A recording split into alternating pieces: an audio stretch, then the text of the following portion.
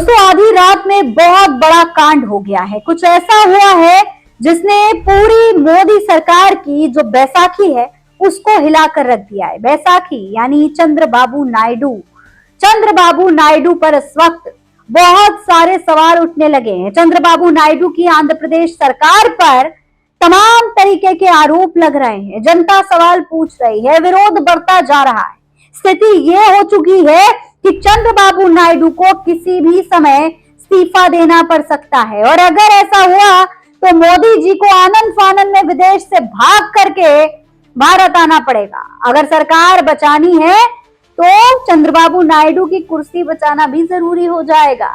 स्थिति क्या हुई है, क्या बवाल हुआ है, कैसे सरकार के, भारतीय जनता पार्टी के और चंद्रबाबू नायडू के तमाम दावे, तमाम वादे सब झूठे साबित होते दिखाई दे रहे हैं। जनता क्यों इस वक्त एनडीए की पूरी सरकार पर सवाल उठा रही है, खासतौर पर आंध्र प्रदेश में विरोध बढ़ने लगा है। ये सब कुछ आज के इस वीडियो में विस्तार से बताएंगे, इसलिए वीडियो को पूरा जरूर देखिएगा। सलाम नमस्ते, मेरा नाम फरीन अंसारी है और ये खबर आप द नेशन 360 पर देख रहे हैं। दोस्तों, आज आंध्र प्रदेश से एक बहुत बड़ी खबर सामने आई है। एक ऐसी खबर सामने आई है जिसने चंद्रबाबू नायडू के तमाम दावों को, तमाम बातों को झूठा साबित कर दिया। कुछ दिन पहले ही चंद्रबाबू नायडू मंच पर खड़े होकर भाषण दे रहे थे। आंध्र प्रदेश की कानून व्यवस्था के बड़े बड़े दावे कर रहे थे, जैसे सीएम योगी आदित्यनाथ करते हैं ना कि उत्तर प्रदेश से सारे अपराधियों को भगा दिया गया है, उत्तर प्रदेश में एक भी अपराधी नहीं है। जैसे गृह मंत्री अमित शाह करते हैं, उत्तर प्रदेश में आते हैं और कहते हैं कि महिलाएं तो पूरी तरीके से सुरक्षित हैं, आधी रात में स्कूटी लेकर जेवर पहनकर निकल जाए, सुरक्षित है, कुछ नहीं होता, सब बढ़िया है, सब चंगा है। अब वही यहाँ आंध्र प्रदेश में होता हुआ दिखाई दे रहा है। चंद्रबाबू नायडू ने आंध्र प्रदेश में भी बहुत बड़े बड़े बयान दिए, बहुत बड़ी बड़ी बातें की, वो सब बातें झूठी साबित हो गई है। एक ऐसा कांड हुआ है, वो भी आधी रात में। कुछ दिन पहले चंद्रबाबू नायडू ने ये बयान दिया था, सबसे पहले आप सुनिए। देखिए किस तरीके से कानून व्यवस्था के कसीदे पढ़ रहे थे, आंध्र प्रदेश की कानून व्यवस्था की तारीफें कर रहे थे, बता रहे थे कि आंध्र प्रदेश में सब कुछ बढ़िया है, कानून व्यवस्था एकदम फर्स्ट क्लास है। सुनिए किस तरीके की बातें कही जा रही। మీరు చూశారు, నేను ఎక్కడికక్కడ గంజాయిని పూర్తిగా నిషేధించాం, ఎక్కడ పంటే లేకుండా కాపాడాం। आज ये तमाम दावे जो हैं, ये तमाम बातें जो कही गई थी, सब झूठी साबित हो गई हैं, सब फ्लॉप। जितने वादे किए गए थे, जितने दावे किए गए थे, सब गलत साबित हुए, क्योंकि एक ऐसा मामला सामने आया है जिसने पूरे आंध्र प्रदेश की जनता को डरा दिया है। आंध्र प्रदेश की जनता इस वक्त टेंशन में है। जनता को लग रहा है कि अगर ये किसी और के साथ हो सकता है तो किसी भी वक्त हमारे साथ भी हो सकता है। जनता अपने आप को सुरक्षित महसूस नहीं कर रही। वादे तो किए गए थे सुरक्षा देने के, कानून व्यवस्था के बड़े बड़े दावे थे, लेकिन हकीकत इस वीडियो में दिखाई दे रही है। ये वीडियो देखिए। इस वीडियो में आप देख सकते हैं किस तरीके से एक परिवार जो है अपने आप को बचाने की जद्दोजहद करता हुआ नजर आ रहा है। वीडियो अनंतपुर आंध्र प्रदेश की बताई जा रही है।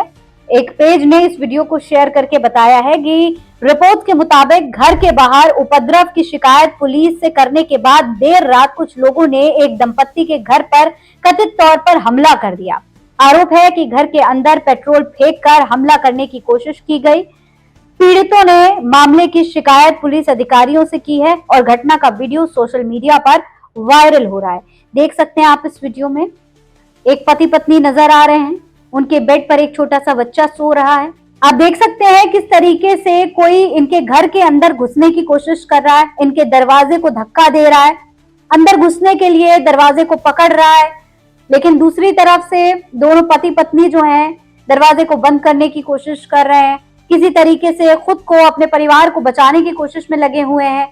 हर तरीके से दरवाजा रोकने की कोशिश की जा रही, बंद करने की कोशिश की, लेकिन इसके बावजूद दरवाजे के पीछे जो शख्स है वो हाथ पैर अंदर लगाकर किसी तरीके से दरवाजा खोलने में कामयाब होता दिखाई दे रहा है। हालांकि आगे क्या हुआ वो इस वीडियो में नजर नहीं आ रहा। इस रिपोर्ट की अभी तक कोई ऐसी आधिकारिक खबर भी सामने नहीं आई है, लेकिन वीडियो में स्थिति साफ तौर पर दिखाई दे रही है। आधी रात का ये वीडियो है। आप सोच कर देखिए, आधी रात में अगर आपके घर के दरवाजे पर कोई इस तरीके से खड़ा हो, आपके दरवाजे को तोड़कर अंदर घुसने के लिए तैयार हो, उसके दिलों में कोई कानून व्यवस्था का डर ना हो, कोई खौफ ना हो, उसको ये लग रहा हो कि उसका जो मन करेगा वो कर सकता है, आपकी हत्या कर सकता है, आपके परिवार को नुकसान पहुंचा सकता है, आपके बच्चों को नुकसान पहुंचा सकता है, कुछ भी कर सकता है, उस वक्त आपकी मानसिक स्थिति क्या होगी? आपको क्या लग रहा होगा? कितना खौफ होगा आपके अंदर? वही यहाँ पर इस परिवार के चेहरों पर दिखाई दे रहा है। इस वीडियो को सोशल मीडिया पर कई लोग शेयर कर रहे हैं और सवाल उठ रहे हैं आंध्र प्रदेश की कानून व्यवस्था पर, और दावे करते हैं कि भाई पूरे आंध्र प्रदेश को हमने सुरक्षित बना दिया है, कानून व्यवस्था एकदम चौकस हो चुकी है।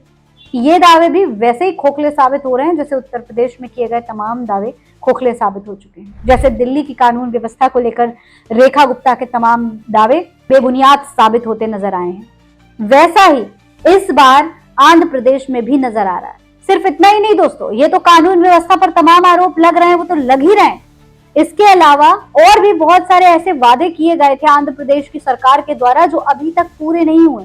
इसकी वजह से जनता नाराज है, जनता का गुस्सा इस हद तक बढ़ चुका है कि वो लोग डिप्टी सीएम पर एफआईआर करवा रहे हैं। जी हाँ, डिप्टी सीएम पर केस दर्ज करने की मांग हो रही है। बाकायदा पत्र लेकर के एक महिला देखिए यहाँ पर पहुंच चुकी है, मीडिया के सामने बयान दिया है। देखिए खबर के मुताबिक सनसनीखेज सोनाली प्रीति केस में नया मोड़ आ गया है। आदिवासी लड़की सोनाली प्रीति की मां सुगाली पार्वती देवी ने सोमवार को आंध्र प्रदेश के ग्रान्यवरम थाने में उप मुख्यमंत्री पवन कल्याण के खिलाफ शिकायत दर्ज कराई है।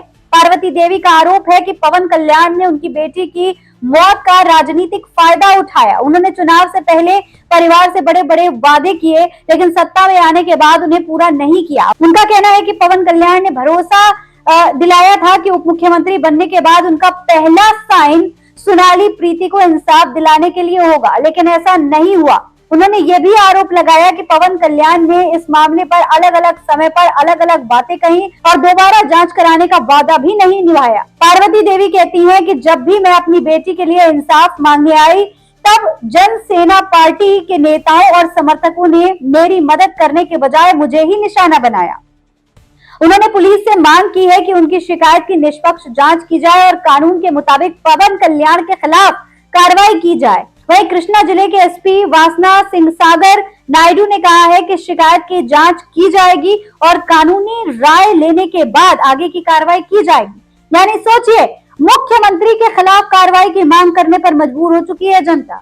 इस हद तक झूठे वादे किए गए और पूरा कुछ भी नहीं किया। कानून व्यवस्था की बातें करते हैं मुख्यमंत्री, इंसाफ दिलाने की बात करते हैं डिप्टी सीएम, लेकिन होता जाता कुछ नहीं। ना कानून व्यवस्था सुधरती है, ना ही जनता को इंसाफ मिलता है, तो जनता विश्वास कैसे करे? सोचिए आप, ये स्थिति हो चुकी है। भाजपा के सहयोगी दल सरकार बनाने के बाद इस तरीके से जनता को लाचार छोड़े हुए दिखाई दे रहा है। दूसरी तरफ हमारे प्रधानमंत्री के बारे में क्या कहा जाए? प्रधानमंत्री नरेंद्र मोदी भी विदेश दौरे पर, विदेशों में तारीफें हो रही हैं तो ट्वीट करके बताया जा रहा है, लेकिन मणिपुर में हिंसा हो रही है, दो जवानों की मौत हो गई, उसके बारे में प्रधानमंत्री के पास एक ट्वीट करने का वक्त नहीं है। दूसरी तरफ इस तरीके की घटनाएं आंध्र प्रदेश में लगातार सामने आ ही रही है। आंध्र प्रदेश, चाहे उत्तर प्रदेश, चाहे दिल्ली, चाहे कोई भी राज्य हो देश का, चाहे आंध्र प्रदेश हो, चाहे दिल्ली हो, चाहे छत्तीसगढ़ हो, चाहे राजस्थान हो, चाहे मणिपुर हो, हर जगह ऐसी ही स्थिति नजर आ रही। कानून व्यवस्था के खोखले दावे धीरे धीरे खुलकर सामने आ रहे हैं। अब प्रधानमंत्री क्या करेंगे? क्या प्रधानमंत्री चंद्रबाबू नायडू पर एक्शन लेंगे? उनकी बैसाखी है भाई चंद्रबाबू नायडू, लेकिन देश की जनता से किए गए वादे तो निभाने होंगे। क्या जनता से किए गए वादे प्रधानमंत्री नरेंद्र मोदी निभाएंगे? क्या आंध्र प्रदेश की जनता को सुरक्षा दिलवा पाएंगे? और आंध्र प्रदेश क्या, मणिपुर की जनता के लिए क्या करेंगे? ये सवाल इस वक्त पूरा देश पूछ रहा है। इस पूरे मामले पर आप क्या कहेंगे? कमेंट बॉक्स में लिखकर हमें जरूर बताएं। फिलहाल इस खबर में इतना ही। जय हिंद, जय भारत।